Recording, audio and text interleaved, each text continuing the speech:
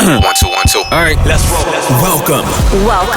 You're listening to the Saddle Up Podcast, where we discuss everything related to UTRGV athletics, past or present. We'll catch up with old teammates, friends, and take you down memory lane with exclusive interviews. This is the Saddle Up Podcast, The voice of your covered walkway streets. So dope. This is gonna be awesome. Stay tuned for new episodes every week. From Bronc Village to the Fieldhouse. We'll cover it all.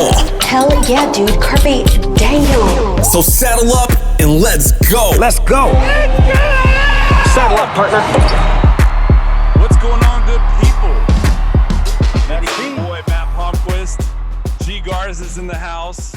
G's actually doing the show remotely right now. He's providing for his family. He's killing it.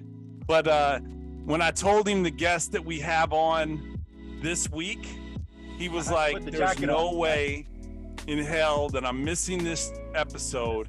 And for those that are watching this on YouTube, G dressed up in a blazer. When I heard Jimmy Lancaster was going to be on, the blazer came on. Just gotta say it. So G let us know the guest that we have on this week is none other than the man, the myth, the legend, Jimmy Lancaster. Give it up for Jim Lancaster. Guys, Thank how's it you going? so much, Jim, for being here. It's so good to see you guys again. I tell you what, it just brings up so many good memories. For me, why are you excited to see me or to see G in a blazer like that? I don't know. Well, he's looking really sophisticated. You gotta love that, you know. Thank you, Jim. He's probably got shorts on underneath that jacket at the bottom. Does. Hey, it's a good thing I'm in a car. I can't stand up. Yeah. That's what, amazing. No So Jim, Jim, I know I reached out to you a couple days ago and you were so gracious and I kind of pitched you the concept of the show, and G and I thought that, you know, with Chase being on last week, the next guest that we have has to be someone special. And obviously your career has spanned, I'm not going to say that you're old, but your career spanned many decades at Pan Am and even UTRGV. And so you've seen so many athletes come through, and it was only fitting that you're the second guest, and we just really do appreciate you coming on and lending, you know, the 30 minutes that we have. So Jim, thank you so much. And I appreciate it. Thank you. I want you to kind of let everybody know what you've been up to since you're no longer at the university, and kind of, you said you grew a beard. So tell us about that. That was just to see if I could. Well, I left. I was at the university since 1980, so I left in the late fall of 2017, after 37 and whatever years. And then I took a job with Edinburgh School District, and I just, you know, the job itself was pretty much 14 hours a day, 7 days a week. You know, once you start adding soccer on Sundays in the fall, baseball was on Sundays in the spring. You've got summer sports going on. Basketball teams are coming in during the summer to practice in the summer, which they didn't do way back when. So it became a full year thing, and, you know, I wasn't getting any younger. So I decided that it was time to, you know, look at an opportunity. There was an opportunity with the school district, and they called me in for an interview, and ended up hiring one of my student trainers. One of my ex-student trainers, who was a high school trainer, Noe De La Rosa, who was a high school trainer in Valley View. They hired him. He's an Edinburgh boy. So, but he decided to stay at Valley View, and then come around October 13th, something like that, I'm in Seattle with a women's soccer team, and I get a call from the school district. Can you come look at a contract? And it's like, well, I'm in Seattle, you know, I can maybe come and talk to you on Monday, you know, and which was kind of a weird deal. And unfortunate to add, my dad called me that weekend. My mom went in the hospital. She passed away that weekend before I got home. So it was a tough deal, but it was kind of one of those things, you know, maybe things happen for a reason. And they always say that the gold ring or the brass ring only passes you once, but if it passes you twice and stops in front of you, you better grab it, Yeah. So it was an opportunity to work with the school district. I knew so many of the people in the school district anyway. Well, they probably went through your program, Jim. You're the only one that's putting guys in the league, right? With and I'm just talking basketball, right? You're talking about Mike Mancias, and then you're talking about Joe Resendez. I should have went through the training program. If I wanted to be in the league. Matt, think about what Jim's done is taking these low-level, unintelligent guys and just taking them to another level. Polished their resume and got them into the league. Yeah. We can edit that part, right? I don't want Mike hearing that. I mean, to work with those guys must have been a pain in the butt, Jim. Yeah. But, Jim, you deserve a bronze statue outside. You deserve it. That's right. Those guys were so dedicated. I mean, obviously, Joe came in because he tried to get in another program, and he said, "Man, they act like they don't care about you. Can I join your program?" "Sure, come on down." Mike came in. Mike was basketball manager at the time, and Coach Delray Brooks wanted him to travel. It's like, doesn't have that much experience yet, but he kind of wanted to be in charge of him. And I said, well, let's take him under the wing and let's get him, used to that. And then eventually he made trips and stayed with him and worked with him as a undergrad, stayed as a grad assistant. And it's just like he never looked back from that point on. He never did. Those guys were so dedicated, and they had such aspiration and inspiration. I mean, they wanted to look at the next level. They're thinking ahead of the game. Most of the other student trainers came through the program. Let me see if I can get a high school job. That's really. And there's nothing wrong with that. Let's be clear. There's nothing wrong with that, right? So, that I think that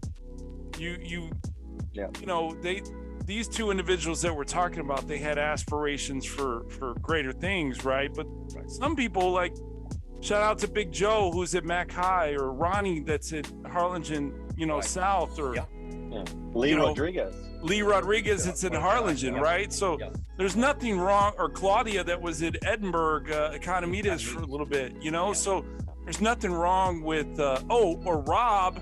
Remember Robert that ended up going to, he was up in Dallas. I saw him. Sports is the last I heard. So there's nothing wrong. I mean, these two individuals just happen to be, they wanted to be something else. And I remember those days when Mike was calling Chip Schaefer from the Bulls, like, "Hey, I'm an assistant trainer at Pan Am," and we were like, "What? Like, you're doing that?"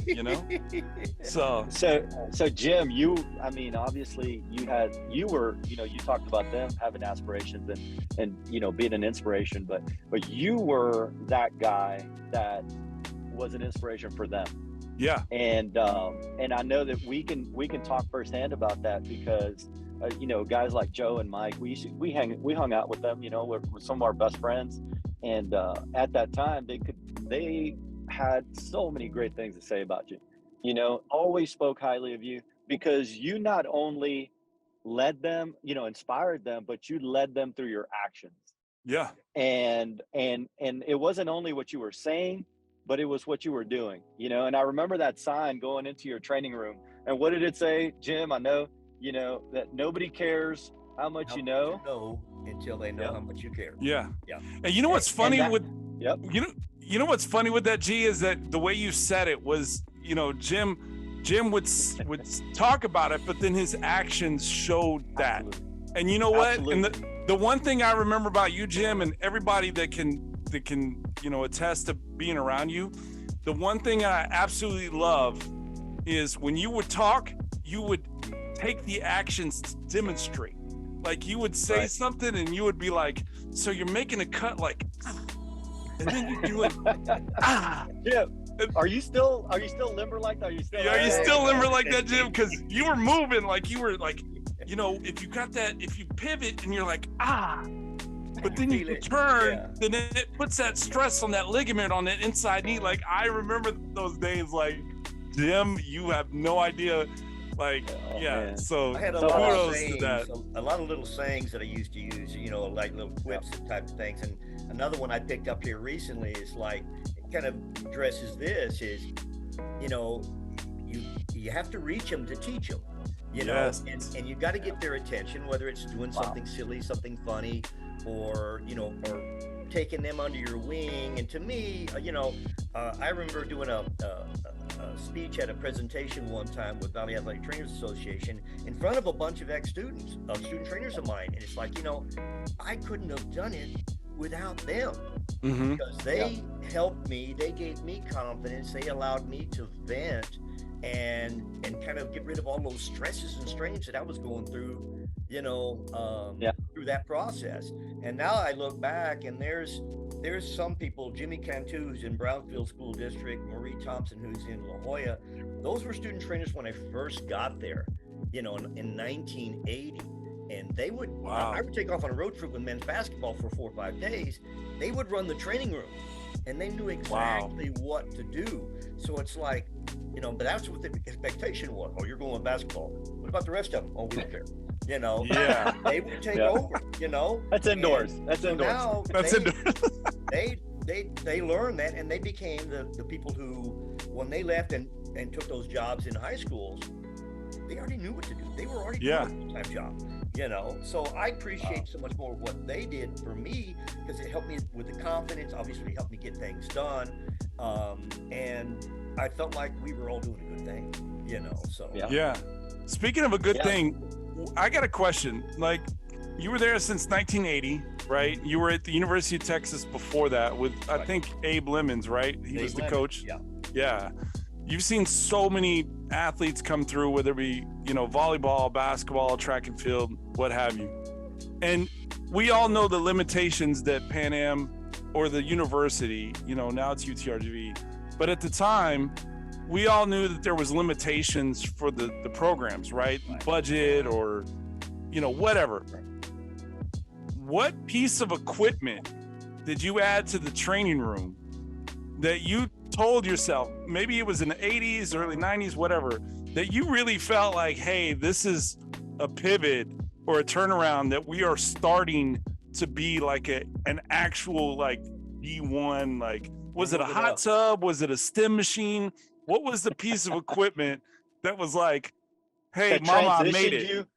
That transitioned you from the 80s to the 90s. Into the real world. Now, we had an electromed stimulator that it looked like something out of a spaceship. And, you know, and of course I had to really sell this to the athletic director, because at the time, one, they didn't want to spend money. Two, nobody knew what the heck it was.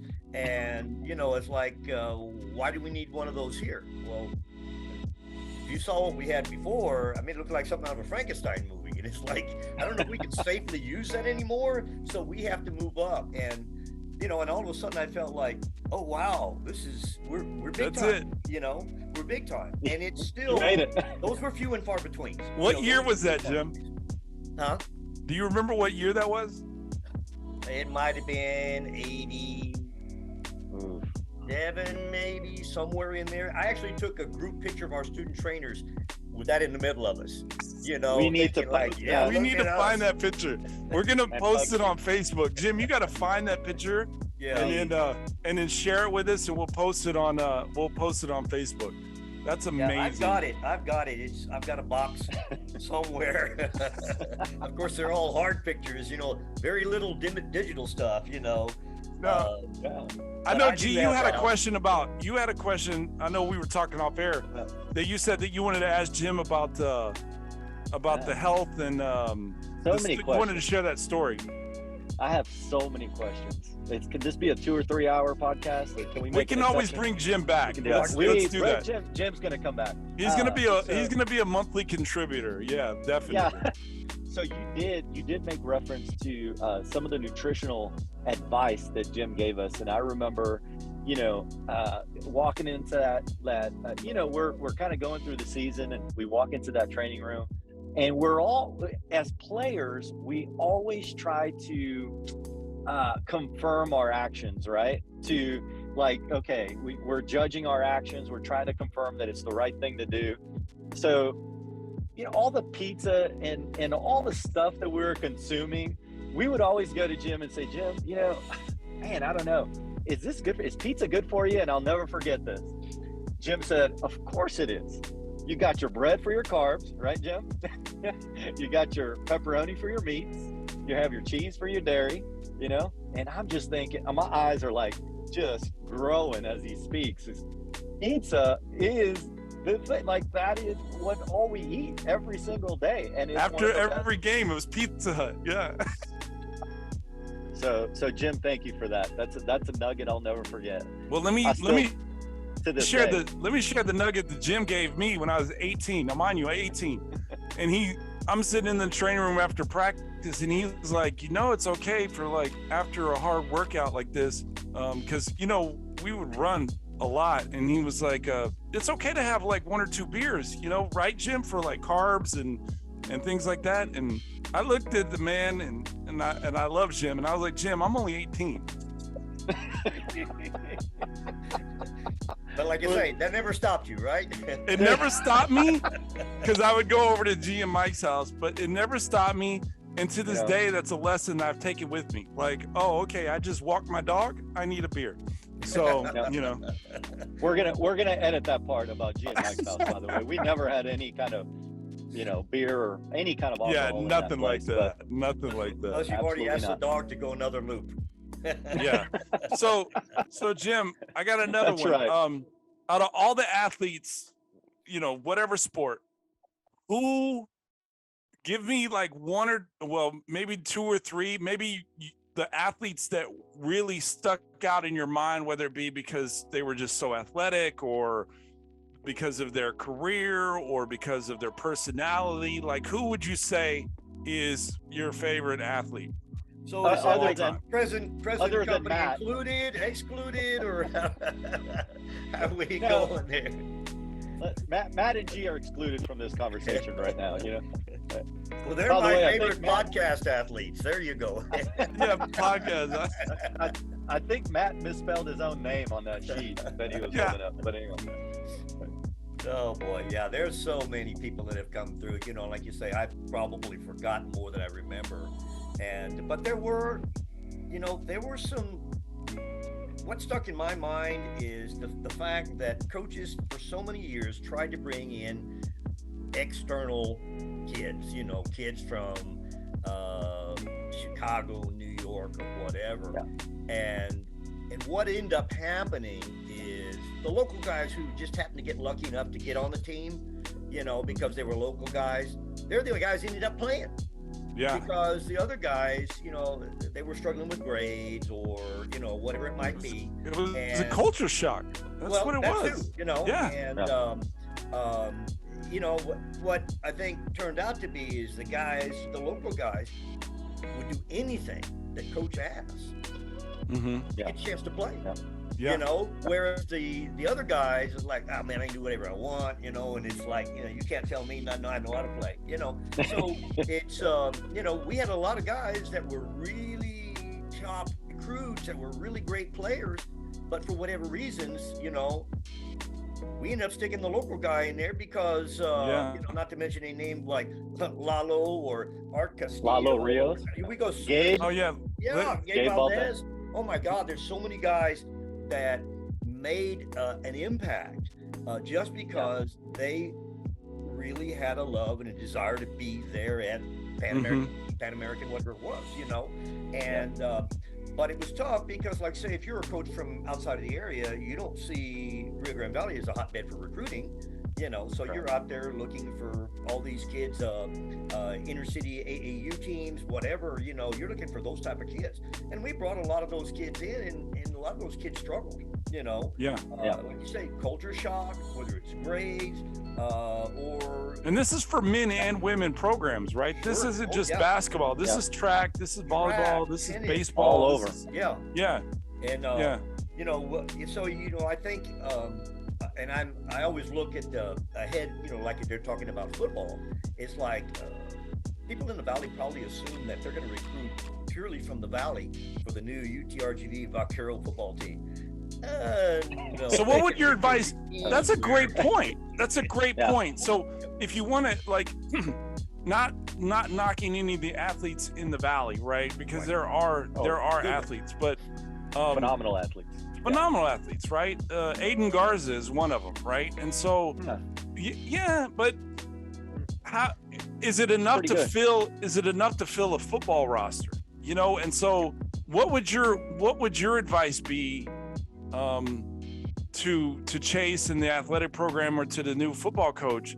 What would your advice be to try and combat that? Because that is going to happen. The Valley is a special place. We all know that, but it's totally different from anywhere in the world. So the story I always heard from the high school coaches, because I knew a lot of those were ex-athletes, you know, the story I always heard is like, you know, the coaches from Pan Am never come over and talk to our kid. We got a kid who's really good, you know? Yeah. And then you would see those kids, of course, they're saying, well, Pan Am never came to look at me, so I'm going to go on to San Antonio. I'm going to go on to here. So the kids who are good, if UTRGV or UT Pan American or whatever Pan American University didn't pay attention to those Valley kids, the good Valley kids, then they're going to go looking somewhere else. They're going to say, why would I stay at hometown U? Oh yeah, nobody's looking at me.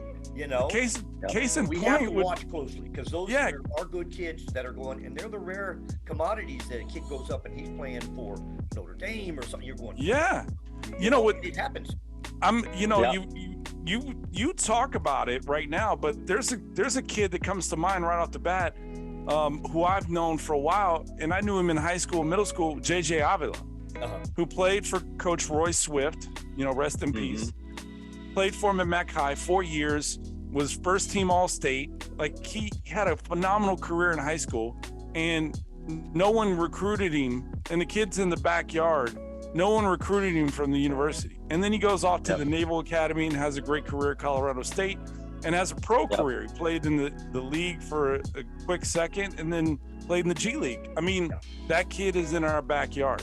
And so I think he's overseas now, Matt. He's overseas. So. Yeah, he's overseas. He's had a great career, you know, a professional career. But the point I'm trying to make is there are athletes in the Valley, you know, but how do you, I guess that's a question that needs to find an answer. How do we help facilitate the transition from the athletes that are coming into the Valley to try and equip them for success? You know, Matt, to piggyback on that, just kind of seeing it from a coach's view, you know, with, you know, been recruiting for the last, 15, 16 years, of course, coaching basketball. Sometimes a kid does have to leave the Valley to flourish. You know, you'll see that sometimes they have to leave the space that they're comfortable in and their friends and their, you know, and sometimes they just need to get out so that they can grow and really develop into the person they're supposed to be. And you know, maybe sometimes coaches see that. Maybe sometimes they see that they do need to go, that they're better off maybe somewhere else. So yeah, I mean, you know, I don't think a lot of times they just get overlooked because of their talent, but I think after having a conversation with them, you know, maybe, you know, they kind of look at it in their best interest, you know, looking at it from a coach's standpoint. Yeah. I agree with that. So we got about 10 more minutes left. And one of the games that G and I kind of want to play, with all the guests moving forward is name that athlete in that sport. We'll name the athlete. You name the sport. Like, you've seen so many athletes, and you kind of you kind of touched on it earlier that you've forgotten so many athletes because they've all come through. We're gonna test you. All right. So we'll say the athlete. You just say the sport. Okay. But Jim, there is a way out. There's some wiggle room here. If you forget or you don't know the answer, just give us your favorite memory. Your favorite UTPA memory, you know, and we'll let it go. Okay. So the first athlete is Lindsey Krause. Lindsey Krause. The name sounds familiar. Lindsey Krause, but that sounds like it's going way back. Lindsey Krause. Memory. Yeah. Give us a good memory. No, I told you I was going to have to warn you that I've been diagnosed with CRS. And you know what that is, so CRS. Tell them what it is, Jim. I can't remember. CRP. CRP. Can't remember poop.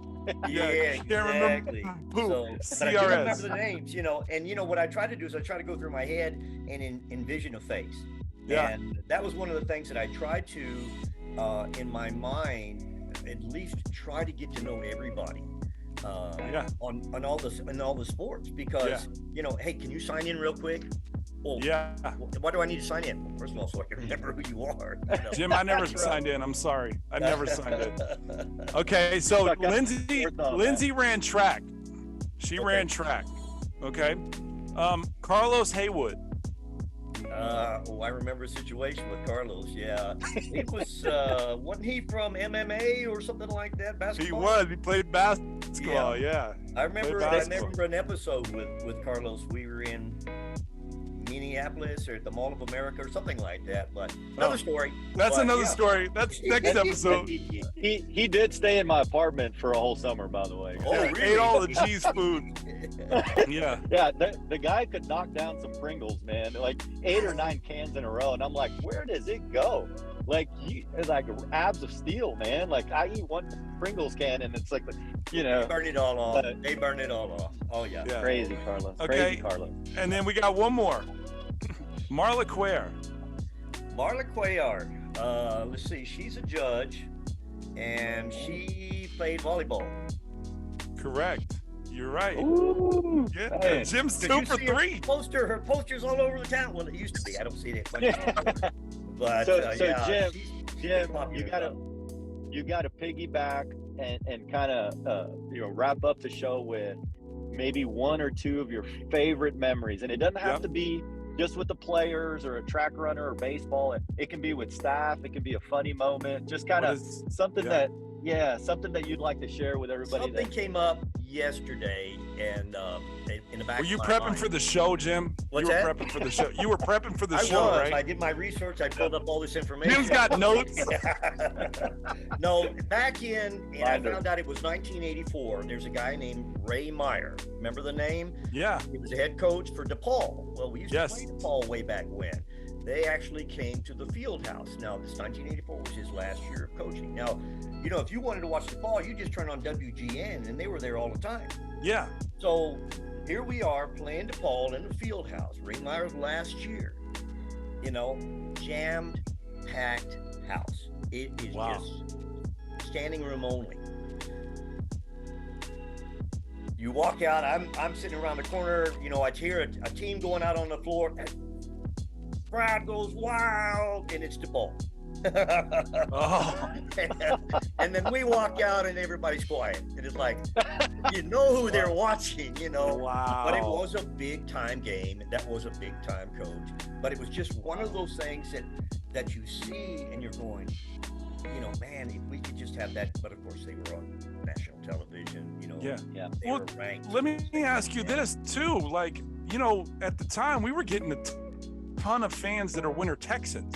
So do you think the Iowa, Illinois crowd that would come down for the winter, do you think that played any part in the following of like, hey, DePaul's in town, let's go to this game, That was such a strong part of our following with the it was senior citizens, and they were dedicated basketball fans. I mean, dedicated basketball fans, That's amazing. And of course they knew a lot about, like you say, the Iowas and the Indianas and things like that. Right.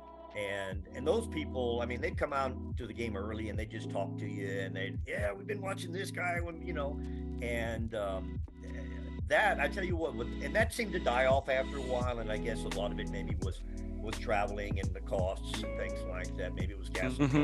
But we seem to lose a good portion of that. I don't think quite so many people were coming down here to the Valley as were before, but that was a huge contingent of our crowd. And it would be nice to have more students, but the same way, it's like students. They're building it. They're honestly building it. Yeah, I watch them now on ESPN Plus, and I see there's certain games where the crowd isn't, it's scarce, but then there's certain games against like California Baptist that they sold it out, and so it's building, and credit to Chase. Yeah, credit Chase and his staff for all the programs, so. Look at the field house. Look at the facelifts that were done. He was talking on his podcast from last week how much more they're going to continue to do. And we love that you're a fan, Jim. Thank you. The existing facility, but you know, the last time I was over there was probably for a Hall of Fame meeting, and I stuck my head in the gym and going like, oh my God, it's almost unrecognizable. You know? Wow. It does so much, you know, and they're like, so, and they're in line to do so much more, and it's exciting. You know, it's exciting. Well, Jim, I'm going to take my son over to watch the Tarleton State game on Saturday. Okay. So we're really excited about that. Yeah. We're going to go check out the facilities, check out the team, check out Coach Figger, you know, all that good stuff. And hopefully G thinks he's big time because we got like 40 subscribers on our podcast. So he thinks that he can walk into the program now. Well, last week it was 4 or 5, wasn't it? Yeah, it was 5. And it was 5 last week. Yeah, I signed up immediately. Now we got 40. So I'm hoping to get courtside, you know, seats and you know, get the red carpet rolled out. Well, you know, free popcorn. Aren't you aren't you a newly found varsity club member now? Right? You just joined.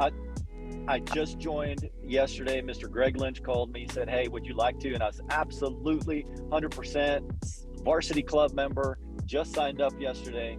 And this is why he's getting. Yeah, this is why he thinks he's getting courtside seats, right? I'm getting pumped up, and hopefully Jim will be right there, right beside me to watch that game on Saturday. Yeah. Well, Jim, thank you. Tell more stories. Jim, thank you so much for your time, and again, this was such an honor. And we would love to have you back. I mean, it won't be next week, but in a couple of months. But just to catch up, and we'll make sure you grow your beard. We'll give you about 6 months. So No, I know. Thank you so much. It was no good. Yeah, it was no good. Jim, we really appreciate you being on. Just like Matt, you know, reiterated, and I always, me personally, and I know Matt can attest to this. You always looked at, even though you were our head trainer and you were our athletic trainer, you always looked at every situation through the eyes of a coach. Yes. And we always appreciated that. And I think at some point in 94, 96, 97, there was probably a campaign to try to make you head basketball coach there. Just saying. It was internal. Later on, they just made me interim athletic director. So I don't know if I want to do any of that stuff. It was internal, and it probably started in an apartment off of 6th Street in McAllen. Like this was like. No idea what you're talking about. Yeah, so it was. Listen to the coach, listen to the players, and I was the Libra. You know, I'm the balance. And when you listen to what's going on with the coaches, you listen to what's going on with the players, and you're going, you know, guys, if you guys would just communicate with each other, we see so much improvement. But you know, that's hard because of the politics and stuff like that. You know, but it's kind of like the top assistant is always the guy who would put out the fire after the coach chewed you out, the head coach chewed you out. You got to be that diplomat. Somebody's got to be that diplomat, you know, and I try to help out.